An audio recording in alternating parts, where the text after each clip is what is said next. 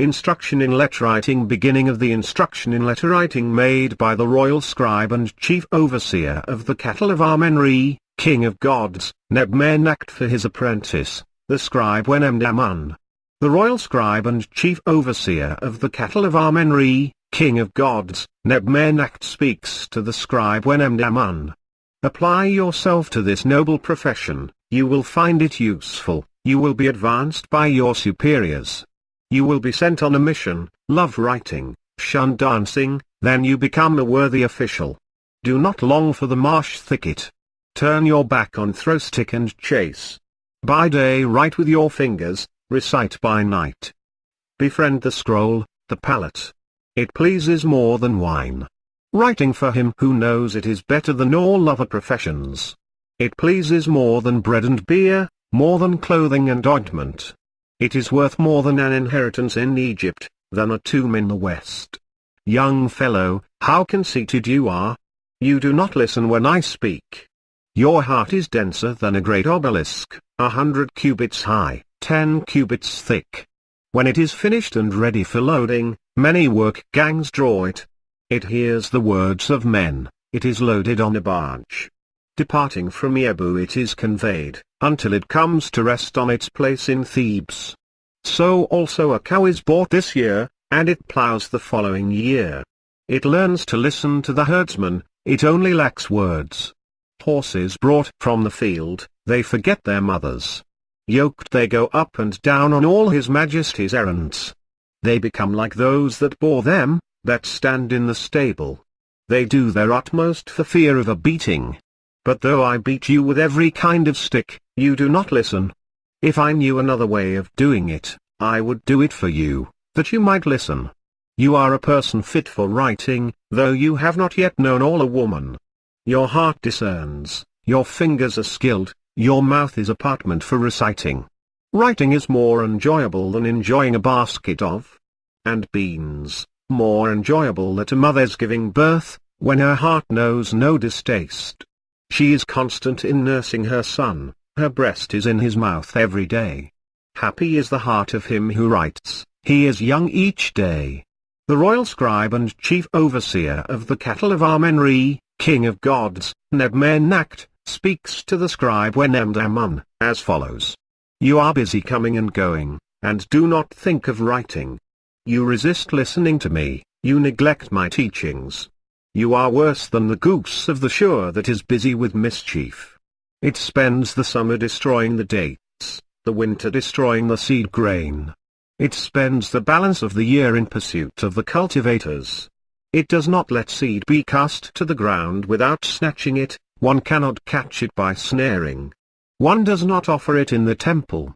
The evil, shape-eyed bird that does no work. You are worse than the desert antelope that lives by running. It spends no day in plowing. Never at all does it tread on the threshing floor. It lives on the oxen's labor, without entering among them. But though I spend the day telling you write, it seems like a plague to you. Writing is very pleasant, see for yourself with your own eye. The occupations lie before you. The washerman's day is going up, going down. All his limbs are weak, from whitening his neighbor's clothes every day, from washing their linen. The maker of pots is smeared with soil, like one whose relations have died. His hands, his feet are full of clay, he is like one who lives in the bog. The cobbler mingles with vats. His odor is penetrating. His hands are red with madder, like one who is smeared with blood. He looks behind him for the kite, like one whose flesh is exposed. The watchman prepares garlands and polishes vase stands. He spends a night of toil just as one on whom the sun shines. The merchants travel downstream and upstream. They are as busy as can be, carrying goods from one town to another. They supply him who has wants. But the tax collectors carry off the gold, that most precious of metals. The ships cruise from every house of commerce, they receive their loads. They depart from Egypt for Syria, and each man's God is with him.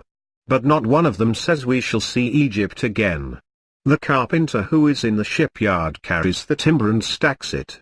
If he gives today the output of yesterday, woe to his limbs. The shipwright stands behind him to tell him evil things. His outworker who is in the fields, his is the toughest of all the jobs. He spends the day loaded with his tools, tied to his toolbox. When he returns home at night, he is loaded with the toolbox and the timbers, his drinking mug, and his whetstones. The scribe, he alone, records the output of all of them. Take note of it. Let me also expound to you the situation of the peasant, that other tough occupation. Comes the inundation and soaks him, he attends to his equipment. By day he cuts his farming tools, by night he twists rope. Even his midday hour he spends on farm labor. He equips himself to go to the field as if he were a warrior. The dried field lies before him, he goes out to get his team. When he has been after the herdsman for many days, he gets his team and comes back with it. He makes for it a place in the field. Comes dawn, he goes to make a start and does not find it in its place. He spends 3 days searching for it, he finds it in the bog. He finds no hides on them, the jackals have chewed them. He comes out, his garment in his hand, to beg for himself a team. When he reaches his field he finds it broken up. He spends time cultivating, and the snake is after him. It finishes off the seed as it is cast to the ground. He does not see a green blade. He does 3 plowings with borrowed grain. His wife has gone down to the merchants and found nothing for barter. Now the scribe lands on the shore. He surveys the harvest. Attendants are behind him with staffs, Nubians with clubs. One says to him, "Give grain." There is none. He is beaten savagely. He is bound, thrown in the well, submerged head down. His wife is bound in his presence. His children are in fetters. His neighbors abandon them and flee. When it is over, there is no grain. If you have any sense, be a scribe. If you have learned about the peasant, you will not be able to be one. Take note of it. Furthermore, look, I instruct you to make you sound, to make you hold the pallet freely, to make you become one whom the king trusts, to make you gain entrance to treasury and granary, to make you receive the shipload at the gate of the granary, to make you issue the offerings on feast days. You are dressed in fine clothes, you own horses. Your boat is on the river, you are supplied with attendants. You stride about inspecting. A mansion is built in your town. You have a powerful office, given you by the king. Male and female slaves are about you. Those who are in the fields grasp your hand, on plots that you have made. Look, I make you into a staff of life. Put the writings in your heart, and you will be protected from all kinds of toil. You will become a worthy official. Do you not recall the fate of the unskilled man? His name is not known. He is ever burdened like an ass carrying things in front of the scribe who knows what he is about. Come, let me tell you the woes of the soldier, and how many are his superiors: the general, the troop commander, the officer who leads, the standard bearer, the lieutenant, the scribe, the commander of 50, and the garrison captain.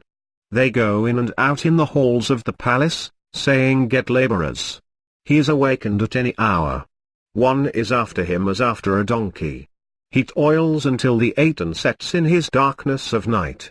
He is hungry, his belly hurts, he is dead while yet alive. When he receives the grain ration, having been released from duty, it is not good for grinding. He is called up for Syria. He may not rest. There are no clothes, no sandals. The weapons of war are assembled at the fortress of Sile. His march is uphill through mountains. He drinks water every 3rd day, it is smelly and tastes of salt. His body is ravaged by illness. The enemy comes, surrounds him with missiles, and life recedes from him. He is told, "Quick, forward, valiant soldier. Win for yourself a good name." He does not know what he is about. His body is weak. His legs fail him. When victory is won, the captives are handed over to His Majesty, to be taken to Egypt. The foreign woman faints on the march, she hangs herself on the soldier's neck. His knapsack drops, Another grabs it while he is burdened with the woman. His wife and children are in their village. He dies and does not reach it. If he comes out alive, he is worn out from marching. Be he at large, be he detained, the soldier suffers. If he leaps and joins the deserters, all his people are imprisoned. He dies on the edge of the desert, and there is none to perpetuate his name. He suffers in death as in life. A big sack is brought for him, he does not know his resting place. Be a scribe, and be spared from soldiering. You call and one says, "Here I am." You are safe from torments. Every man seeks to raise himself up. Take note of it.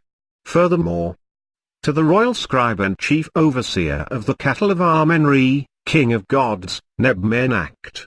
The scribe when Emdaman greets his lord in life, prosperity, and health. This letter is to inform my lord. Another message to my lord. I grew into a youth at your side. You beat my back, your teaching entered my ear. I am like a pawning horse.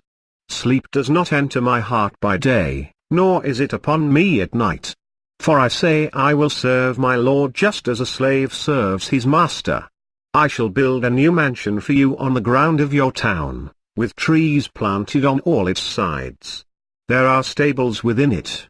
Its barns are full of barley and emmer, wheat, cumin, dates, beans, lentils, coriander, peas, seed grain, flax, herbs, reeds, rushes, dung for the winter, alfalfa grass, reeds, grass, produced by the basketful. Your herds abound in draft animals, your cows are pregnant. I will make for you 5 arrows of cucumber beds to the south.